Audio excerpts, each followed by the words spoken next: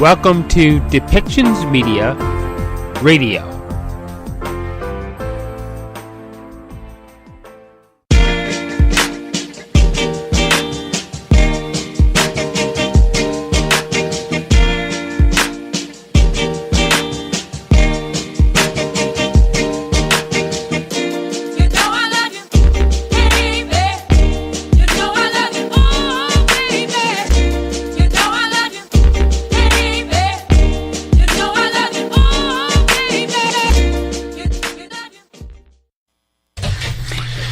Good morning, Kelly. Good morning. I think everybody out there knows what that means. You are tuned into the Community Living Show on the NCRA radio stations across Canada and across British Columbia. Of course, I'm Kelly Rayburn. Along with me is Michael Rubin Clogs. Happy, well, it's supposed to be Sunday, but happy... It's going to be Victoria Day anyways for tomorrow. Anyways, happy Victoria Day. Why don't we just say happy Victoria Day? Yeah, so there we go. There, right? Yes. Yeah, so I wasn't really able to find a guest, but yeah, but there are a group of disabilities that we don't talk about much. No, one of them, not mostly. Yeah, one is of course hearing. Yeah. Which I should probably round up more people that I know of around that particular disability. The other one is brain damage. Yes, a lot of it depends on if you're in a car accident or if you're just born naturally with the brain damage, right? Yeah, some people have that kind of an issue. And one of the good friends of the show, Cheryl Young, when we did the walk, of course, she was run over by the RV, and her husband, Nigel, who was actually driving the RV, he still has a lot to deal with behind that. It's another disability with the emotional PTSD thing. We've only touched on a couple times on that. Right. But Cheryl now has a brain injury. Yeah. And which is actually going to leave some permanent damage. Of course. So I can't get in too far with it because she's asked me because of legal issues and things like that, because it's still being debated with ICBC and the whole claim. Mm-hmm. So that's as far as I can actually go and say. Right. Okay. But what I did find was, because I'm one of those super geeks and I listen to on YouTube a lot of these kind of out there lectures. Right. One would be the Perimeter Institute, and the other one is the Royal Institute. One is here in Canada, near to. I'm going to just say it's in Ontario. The Perimeter Institute's in Ontario. And the Royal Institute was actually started by Michael Faraday in England when he was doing a lot of his electrical experiments. Right. This lady, Eleanor Maguire, actually Dr. Eleanor Maguire, she has a lecture on the neuroscience behind memory, and what parts of the brain and everything kind of start to affect it. So it's kind of like the brain doctor. Yeah, she's a brain doctor. Yeah. Okay. And I thought that it's some subjects that we don't really touch on, and I thought maybe, well, let's talk about them. Yeah, of course. So with that, I'm actually going to play as much as we can of this lecture. Okay. With breaks and everything else going for us. Yeah, fair enough. Fair enough. About the neuroscience behind memory. So so this is from recorded. I guess it was first published in 2014. So we're going to actually go back and we're going to look for even more neuroscience. Great. Information as we can, and try to get as many of these doctors on our show as we can. We would really appreciate that kind of a topic for brain damage and stuff. Yeah. So without any further ado, why don't we just get into this particular lecture from the Royal Institute? Sure.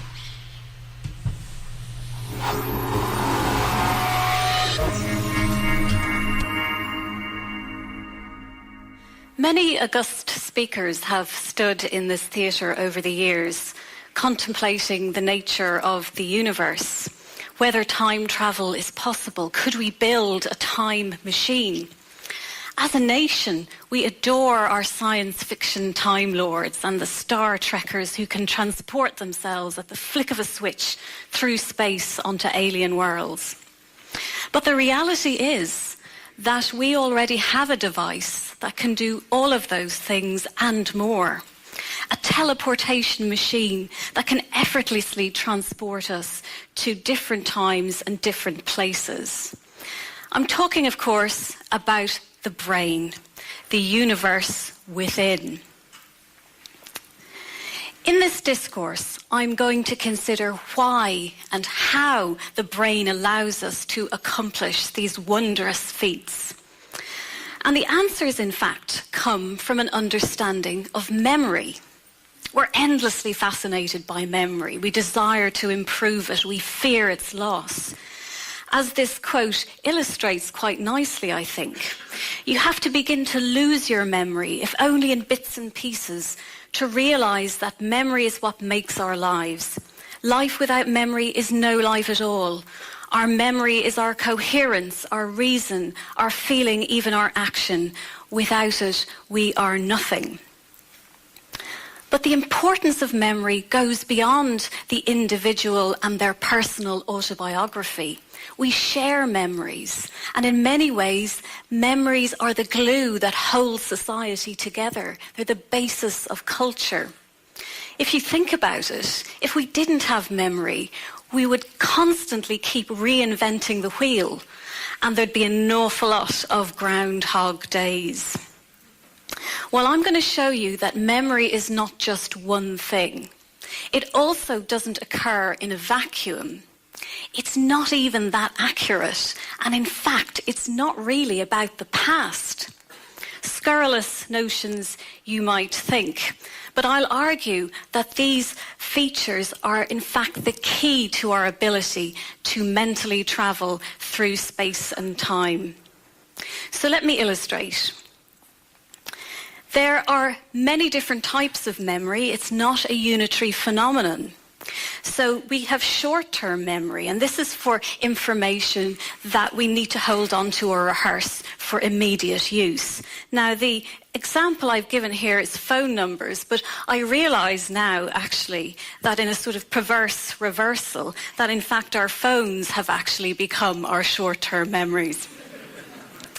But we also have long-term memories, and one sort of long-term memory is skills or habits. So we learn to ride a bicycle and then it becomes automatic. We can do it effortlessly, probably for life. And then there are these other types of memories, the rich personal memories that punctuate our lives.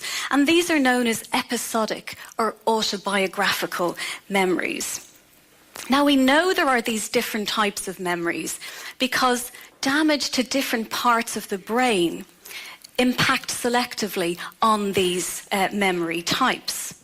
So, for example, in a classic amnesia, which I'll talk more about later, patients cannot form new memories, and they often lose the memories of their past experiences.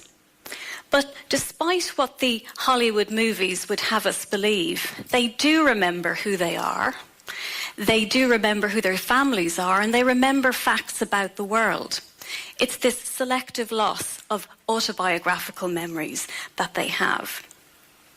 By contrast, there's a certain type of dementia where the first thing that's compromised is this sort of memory, the memory for facts about the world, concepts, their vocabulary, their naming ability.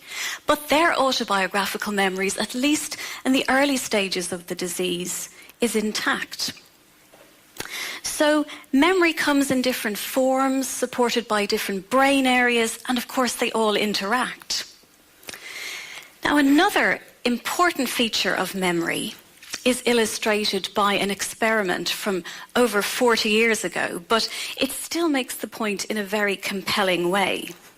Now, the experiment would take too long to do here, but let me just give you a sort of sense of it. So it involved text such as this. And subjects had to memorize this text. So let me read quickly through it.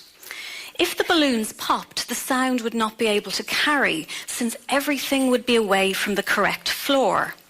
A closed window would also prevent the sound from carrying, since most buildings tend to be well insulated. Since the whole operation depends on a steady flow of electricity, a break in the middle of the wire would also cause problems. Of course, the fellow could shout, but the human voice is not loud enough to carry that far. An additional problem is that a string could break on the instrument, then there could be no accompaniment to the message.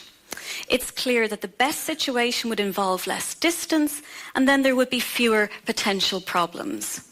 With face-to-face contact, the least number of things could go wrong. So there was the subject, faced with this piece of text, had to memorize it.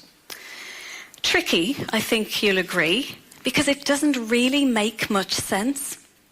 Now, another group of subjects very briefly saw a scene before they were required to read and memorize the text. They saw this scene. And then they memorized the text. And the subject who saw the scene very briefly did much better on the memory test than those who weren't exposed to the scene. So memory works better if it occurs in a context. If we can draw upon our prior knowledge about how the world works and link the incoming information with what we already know. Now, testing memory also consistently reveals something else of importance. Now, I would be failing in my duties as a memory researcher if I didn't take the opportunity to test your memories. Okay, so let's get down to business. You're going to see a countdown of 3, 2, 1. Then you're going to see a picture flashed on the screen very briefly, so you've got to pay attention. There'll be a brief visual mask, and then you'll see a second picture. And all you have to do is say whether the second picture is the same view as in the first picture, whether it's closer up or further away. Okay, so I believe you have some voting pads. So if we could have a look at the voting pad options. There we go. So you're going to press button A if you think the second picture is closer up. You're going to press button B if you think it's the same. And you're going to press button C if you think it's further away. Okay. Don't worry, we'll remind you again before you have to make your decision. And that's not even the memory test. Okay, so if we could go back to the laptop now. Right. So are you ready? It's going to be really quick, I'm not joking. Okay?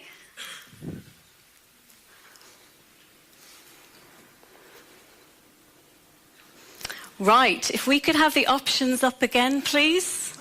Now, was the second picture closer up, the same, or further away?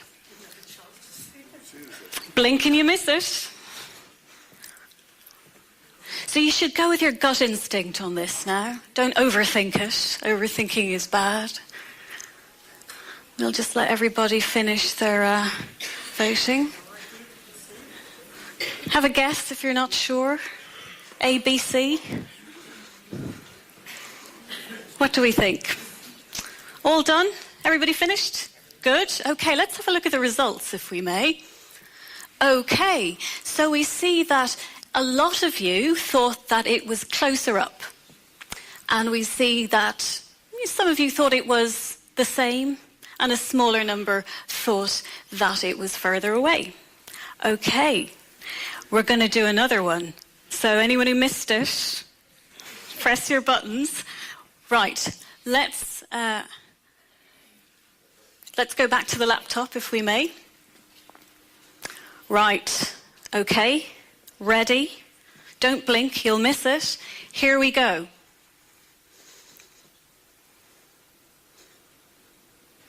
Right, if we could have the options up again.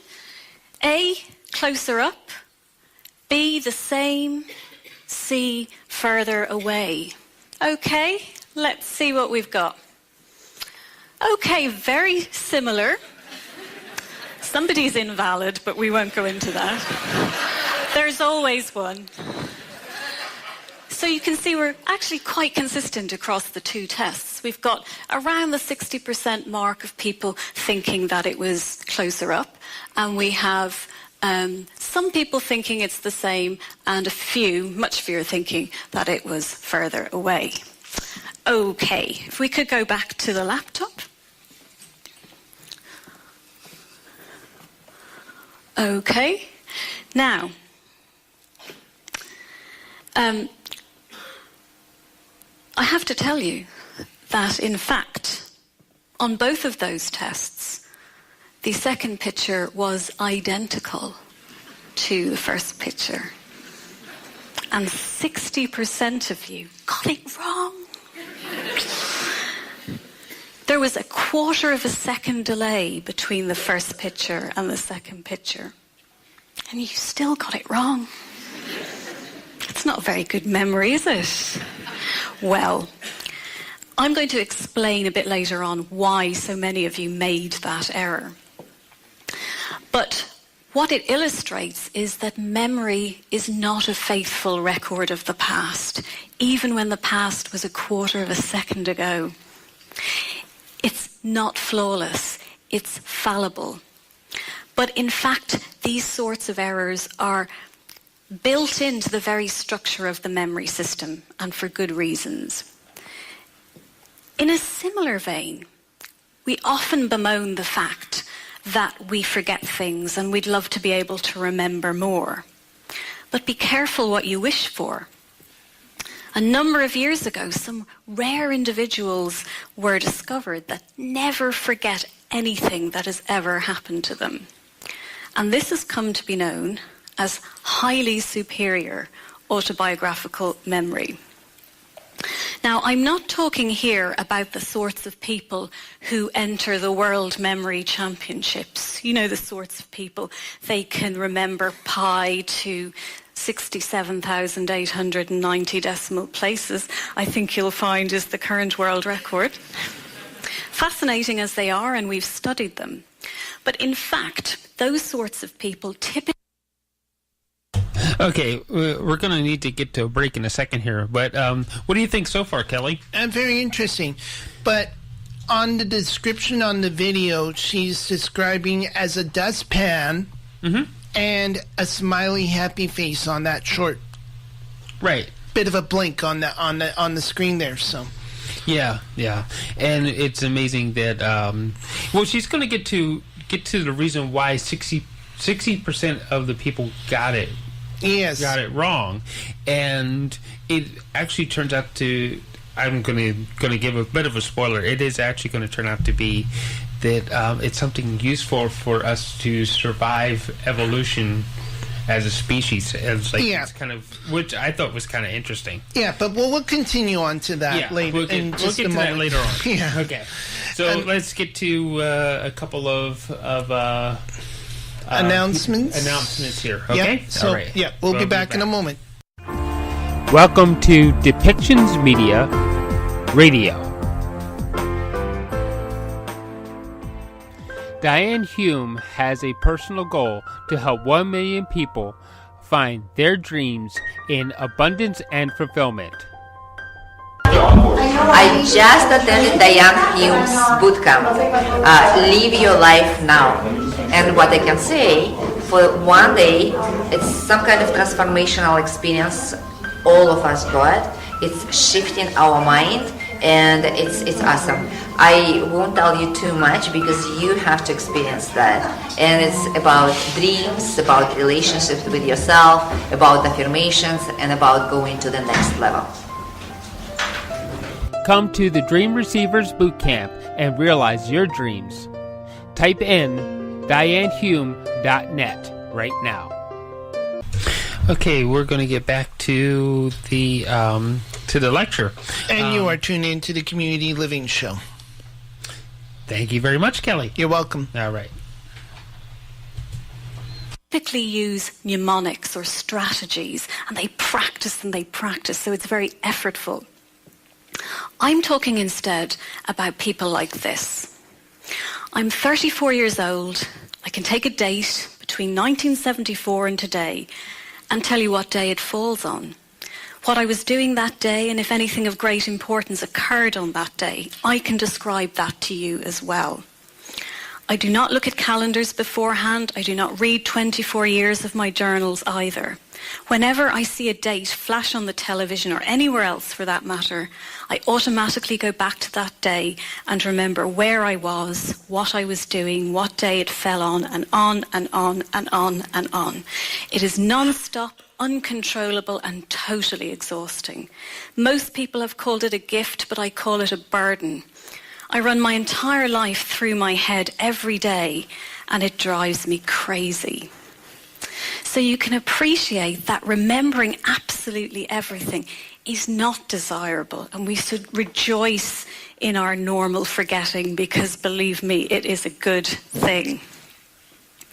So we've established that there are different types of memory, that memory is designed to work in the context of our existing knowledge, that memory is not perfect, that there are errors.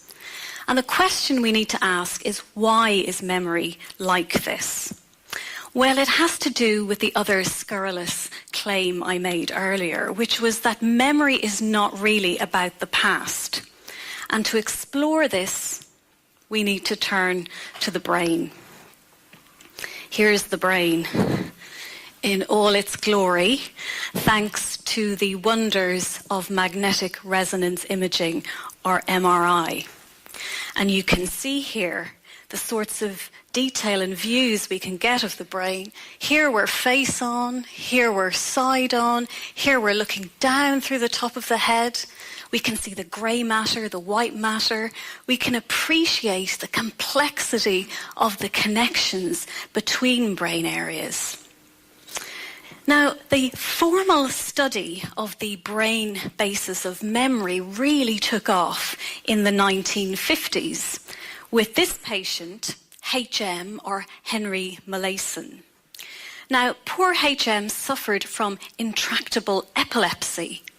And in order to alleviate his seizures, both of his temporal lobes were removed. And you can see the sort of black areas here was where his temporal lobes used to be. Now, the surgery did indeed reduce his seizure frequency, but it had the unintended and devastating side effect of making him densely amnesic. So after the surgery, he couldn't form any new memories. He lost much of his past. But he did retain factual knowledge about the world. His short-term memory appeared to be fine. His general intellect was fine, as were his social skills. So he appeared to have this selective loss of his autobiographical or episodic memory. So contrast this with the description we read earlier of the patient with superior autobiographical memory. So HM is asked, what do you do on a typical day?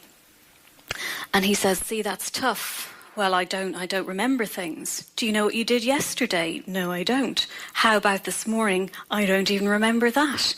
Could you tell me what you had for lunch today? I don't know. To tell you the truth, I don't know. I'm not. What do you think you'll do tomorrow? Whatever is beneficial. Now, at the time, his deficit was linked to one particular part of the temporal lobe. And that part of the temporal lobe is the hippocampus, which you can see here, deep in the temporal lobes there in red, circled in red here in this little cartoon, and circled on the 3 views of the MRI scan. And it's called the hippocampus because an early anatomist likened it to a seahorse. This is a slightly icky picture of a hippocampus taken out of a human brain, but to illustrate that it does look quite like a seahorse or hippocampus. Now, in fact, you can hopefully see that HM's surgery, in fact, took away a lot more than his hippocampus. So his memory problems cannot really be linked with certainty to the hippocampus. However, in subsequent decades, we have located patients who appear to have selective damage of just the hippocampus on both sides, as far as our current anatomical imaging can tell us. And they have very similar profiles in terms of their memory preservation and impairment as HM. And of course, studies of healthy subjects where we infer neural activity from blood flow on functional MRI or fMRI scans confirm the engagement of the hippocampus along with other brain areas when people recall their past experiences. So the hippocampus is necessary for helping us to recall our autobiographical memories, those personal memories that make our lives.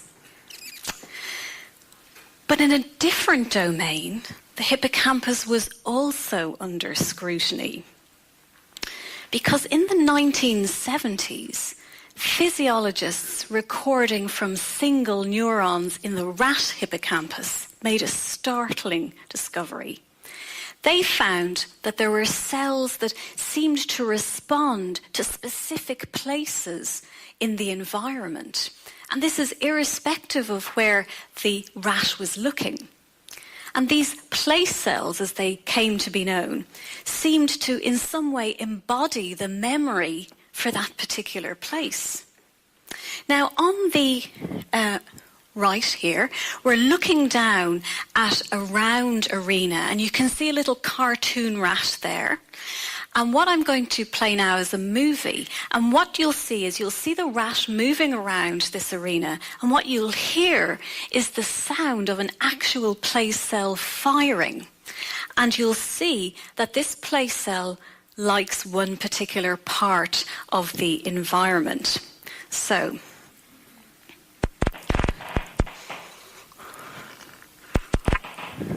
you can see he's looking all over the place, even when he's in the northwest of the arena. But that place cell, he's loving the northwest. Now the rat's going to speed up a bit. I just speeded it up just to save time. He's not manic or anything, so.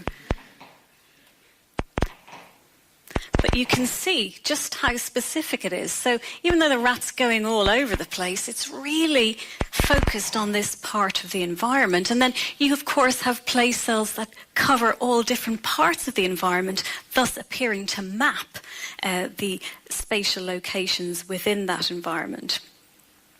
So here we have a situation where the rat hippocampus, at any rate, seems to be fundamentally involved with processing space. Now, since this discovery, many studies have examined spatial memory in humans. Now, for example, in my lab, we took advantage of this commercially available video game. Some of you might know. It's called The Getaway. It's made by Sony. And they set this video game in central London, and you could navigate within it. And at the time, it was a pretty faithful simulation of London, including most of the roads and the shops and the buildings. So we had subjects find their way around London in this virtual environment while their brains are being scanned. So obviously, we can't really look at navigation normally if people have their heads fixed in a brain scanner. They're not going anywhere. But this way, we could use this virtual navigation as a proxy for real navigation. So I'm now going to show you a movie of the results of one of our experiments. And what we were able to do was we were able to relate the thoughts that people were having during navigation with the brain activity on the fMRI scans. So on the bottom left, you're going to see where the person was actually navigating. This is one of the subjects navigating. Here's a little sort of overview to show you where they're going to go. You'll see the thoughts they were having appearing in thought bubbles up here, and then you'll see the fMRI activity that was occurring at the time of those thoughts. Right, now the hippocampus comes on very quickly at the start, so you'll have to be quick to see it, because it's involved when you plan and visualize your route when you're about to start. Okay, so say we used to go to Peter Street. So there's the hippocampus, so he's gone off now. So now we're moving down Shaftesbury Avenue. Decided to change routes, so some of the frontal areas come on. Now there's a blockage. He's got to take a different route. So he's coasting along. He's planning. His cerebellum comes on. He's got to take this corner carefully. Now you'll see, look at all the swathes of visual cortex coming on, because he's thinking, God, these shops look colourful. Then he's thinking, yeah, I should see this. Oh, there it is, good.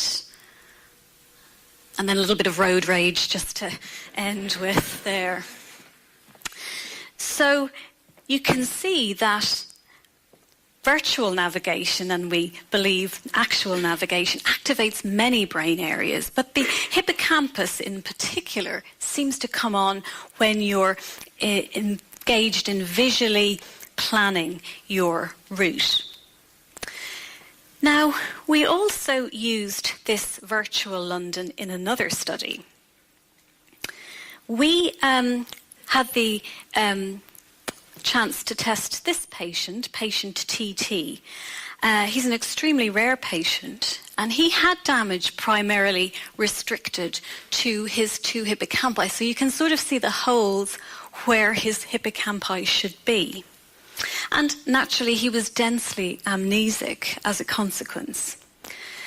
Crucially, before his illness, he had been a licensed London taxi driver for 40 years. So the question we were able to pose was, how would his hippocampal damage affect this long-standing navigation skill and his knowledge of the spatial layout of London? So here I'm just showing an example trial. And what the subjects had to do, including TT, was get from St. Paul's Cathedral to the Bank of England. Easy peasy if you're a cab driver. And indeed, the 10 control taxi drivers who were the same age and the same level of experience as TT, look at that, they all took the same direct route, no errors whatsoever. Now in black we see the route taken by TT, and you can see that he's going all around the houses.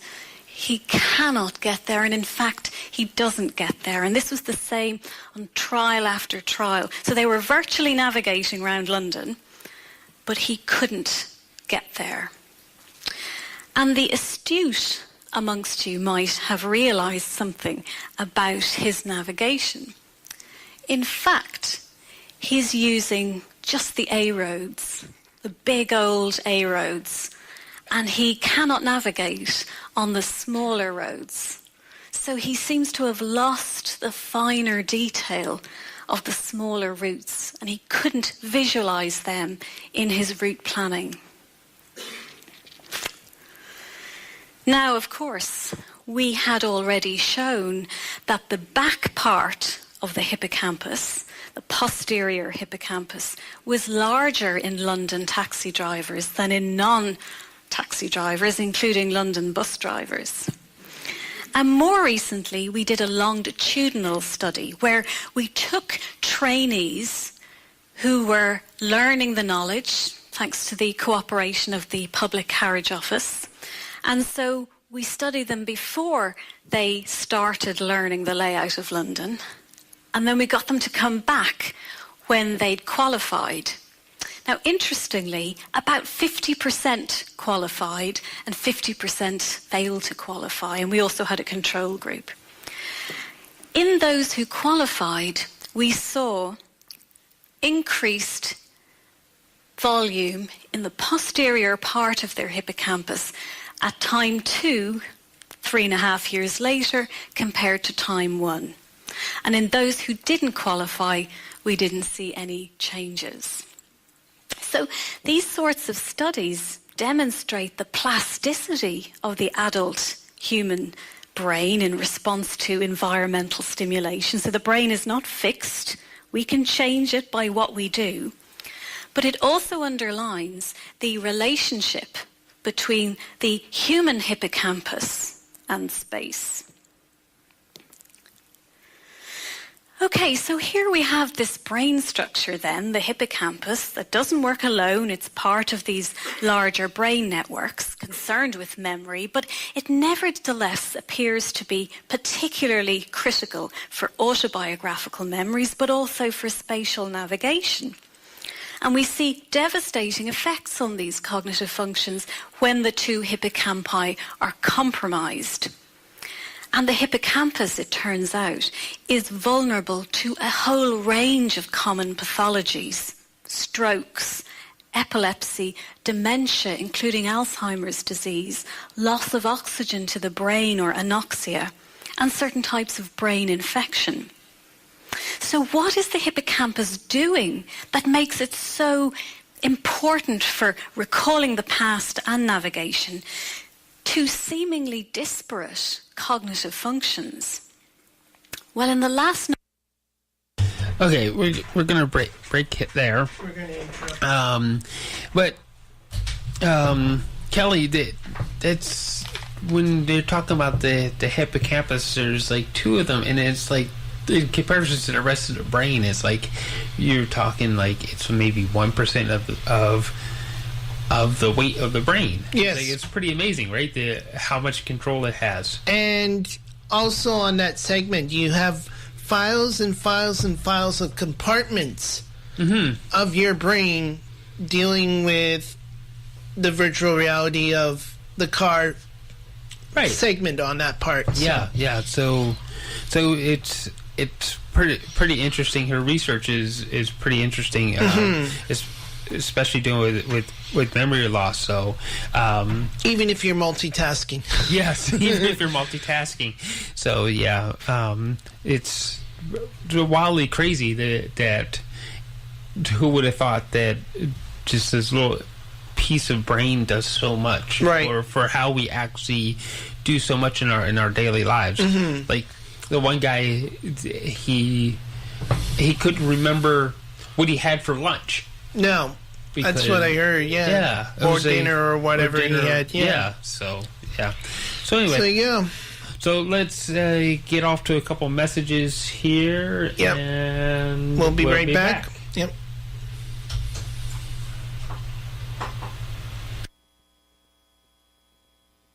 Vancouver Co-op Radio, CFRO 100.5 FM, radio with roots.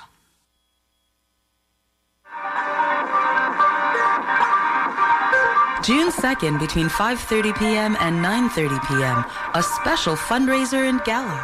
The Vancouver Asian Heritage Month Society Recognition Gala event for the Exploration Festival with Pan-Asian performances, 10-course Chinese dinner, silent auction, raffle, and recognition awards for outstanding Pan-Asian community leaders and organizations. At the Pink Pearl Chinese Restaurant, 1132 East Hastings Street, Vancouver. For more information, email office.vahms@gmail.com or go to www.exploration.org. Tickets $70 per person or $650 for a table of 10.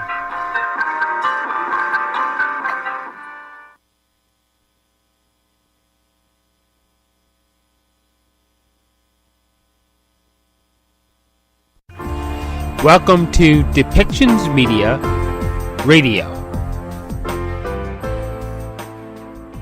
You are looking for success with your business and products. Go with the best, the professional voice, Earl Thomas the Voice. I will create more money, clients, and success for you.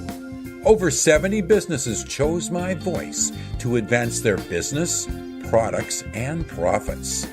Look on my LinkedIn profile for 27 recommendations from satisfied clients. I look forward to hearing from you at dukeearl@shaw.ca. That's DUKEEARL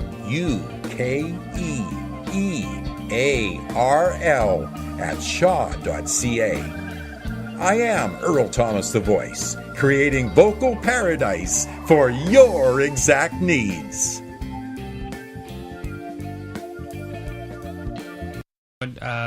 A whole day of global accessibility. Yeah, and which of course it started from 10 o'clock that morning on Pacific time till about 3 o'clock in the afternoon. Yeah, so.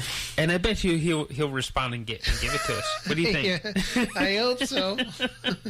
I know the other stations did it, so you never know. Yeah, this will be the 5th one next year, so keep in mind it's the 3rd Thursday of May of each year. So yeah.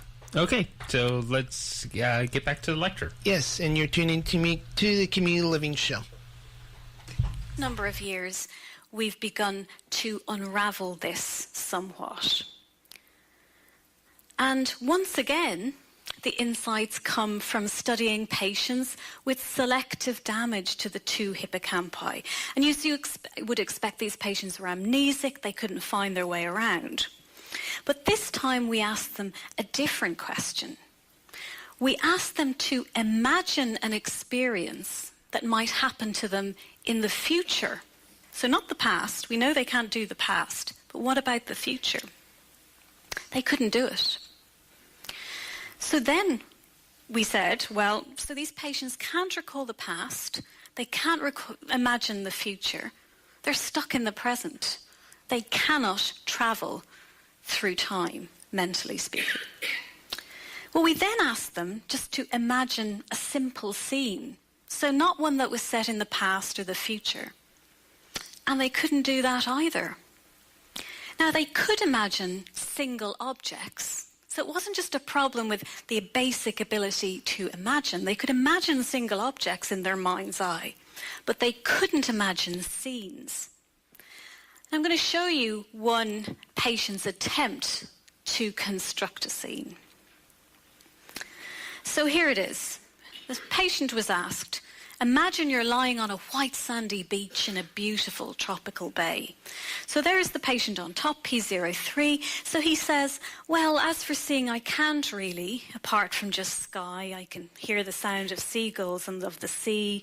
I can feel the grains of sand between my fingers. I can hear one of those ships' hooters. That's about it. And then the experimenter asks, are you actually seeing this in your mind's eye? No, the only thing I can see is blue. The experimenter says, so if you look around, what can you see? Well, really all I can see is the colour of the blue sky and the white sand. The rest of it, the sounds and things, obviously I'm just hearing. Can you see anything else? No. It's like I'm kind of floating. And below that, I've just put the scene created by a control whose age, gender, IQ matched to the patient. I won't read all of this, but you'll see quickly that the control said it's very hot and the sun is beating down on me. The sand underneath me is almost unbearably hot. I can hear the sound of the small wavelets lapping on the beach. The sea is a gorgeous aquamarine colour. Behind me is a row of palm trees, and so on. So there's a huge difference between these scenes. The control scene you could quite happily step into. And who wouldn't want to be stepping into a beautiful tropical bay?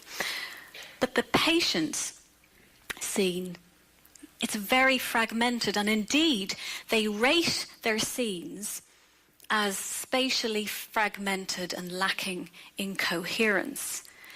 And when we ask them, what do you think the problem is that you have? And here's some very insightful comments from the patients. There's no scene in front of me here. It's frustrating because I feel like there should be. I feel like I'm listening to the radio instead of watching it on the TV. I'm trying to imagine different things happening, but there's no visual scene opening out in front of me. And another patient says, it's as if I have lots of clothes to hang up in a wardrobe, but there's nothing to hang them on, and they all fall on the floor in a complete mess. Now, fMRI studies of healthy volunteers also show that the hippocampus is indeed engaged when imagining fictitious or future scenes. Now, based on these findings, we suggested that the hippocampus is needed for scene construction, that it facilitates the construction of complex spatial contexts or scenes into which the details of our experiences then get bound. And we proposed that this process underpins episodic and autobiographical memory, imagining, thinking about the future, and spatial navigation. Now, just to be clear, I'm not saying the hippocampus does all of these things alone. There are many brain regions responsible for these cognitive functions. But what I'm suggesting is, despite all the differences between these, the memory, the spatial navigation, the future thinking, and so on, they each require a special ingredient supplied by the hippocampus, and I'm suggesting that's the ability to mentally construct scenes. And if you think about it, whenever we recall the past, or we're thinking about something that we're going to do in the future, or we're planning a route somewhere, it invariably involves us conjuring up scenes in our mind's eye. So this may seem like heresy, but the hippocampus, which has for so long, for 60 years, been portrayed as the quintessential memory device, may not actually be about memory per se, but instead memory relies on an ingredient from the hippocampus, as do other types of cognition. Now, we recently discovered something else about scenes in the hippocampus, which I can hopefully illustrate if I have 10 willing volunteers from the audience. So what I'm going to do is show you a picture, and you can do this. Imagine you're doing this. I'm going to show you a picture. I will give you 15 seconds to look at that picture, and please know that I am going to test your memory for that picture. I have a stopwatch. No psychologist goes anywhere without one. Right, are you ready, people with clipboards? Don't do anything. You keep an eye now, make sure nobody's cheating. 15 seconds, take it in as much as you can. Off you go.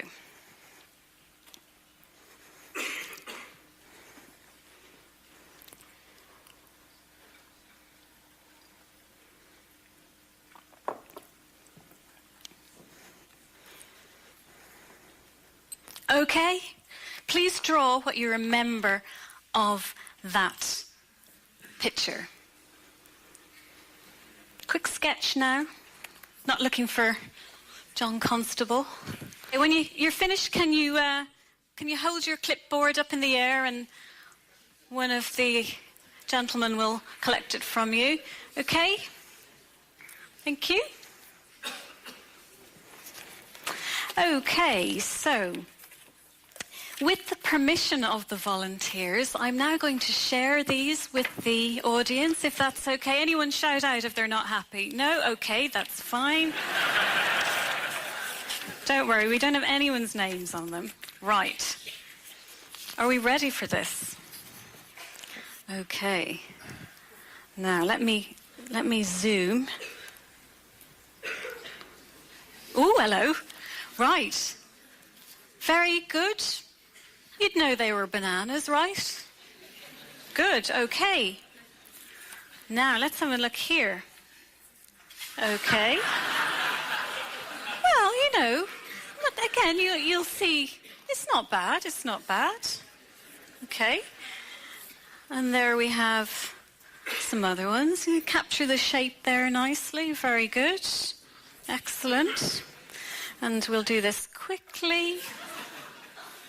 Good. No, come on. People laughing weren't drawing, I notice. Yes. There we go. Lovely. Very nice.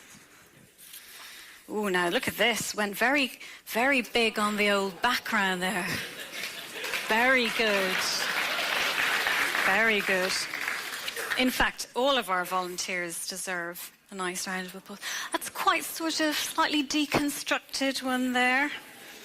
Okay. Now, I'm not quite sure what way to put this. Maybe.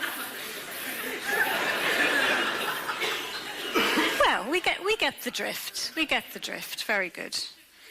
And again, very nice on the background there. And then we'll end with this one. Very good. Okay. Now, excellent efforts, I think you'll agree, under intense scrutiny. But I wonder, did you notice something about these drawings? There's something not quite right. I'm not going to psychoanalyze people on the basis of these. That's a whole other discourse.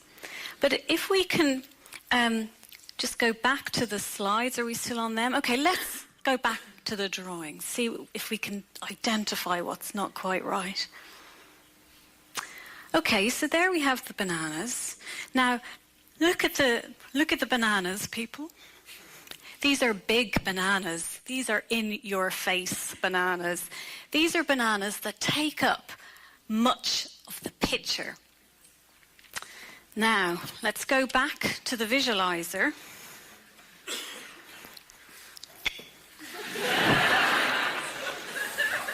These aren't big bananas. These are little bananas. Little tiny bananas. Or little nano bananas. In fact, if we look at all of these diagrams or pictures, you'll notice that everyone has put in a lot more space around the bananas than there was in the original picture. There's a very good reason why people did this. What you've demonstrated, our volunteers, is a phenomenon called boundary extension.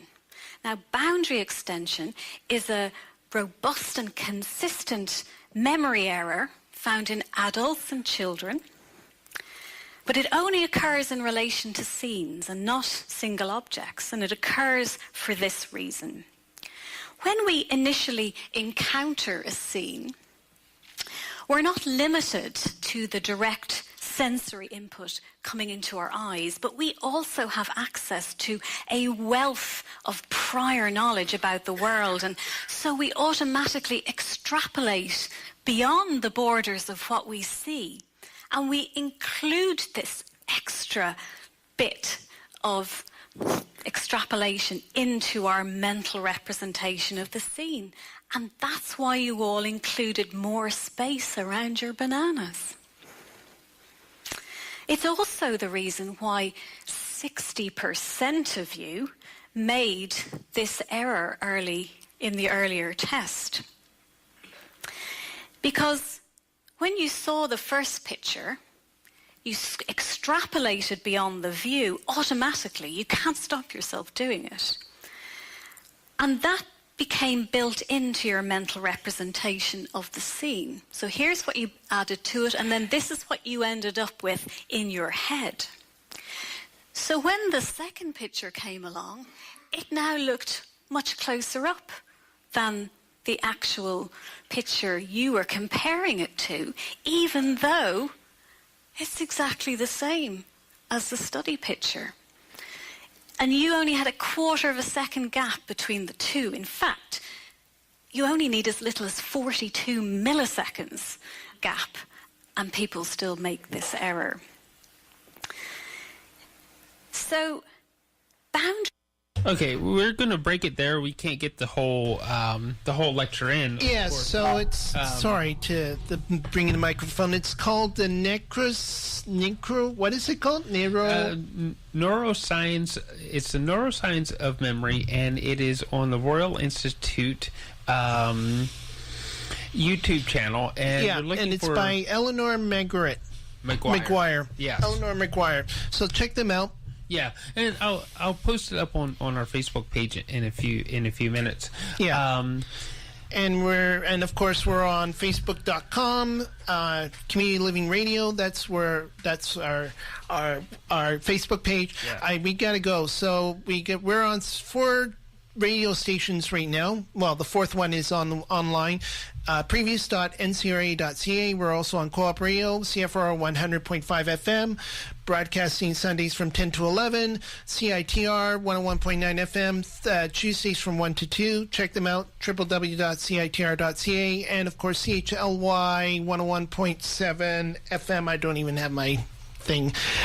Check them out, chly.ca. That's in Nanaimo, and it's also on the Sunshine Coast. So please, Sherry Fader, you're listening to this show, so listen to it well. Anyways, that is it for the show. Thank you very much for tuning in. Have a great day, everybody. All right. Have a show idea? Contact us at Depictions Media. Email your show idea to Michael@depictionsmedia.com today.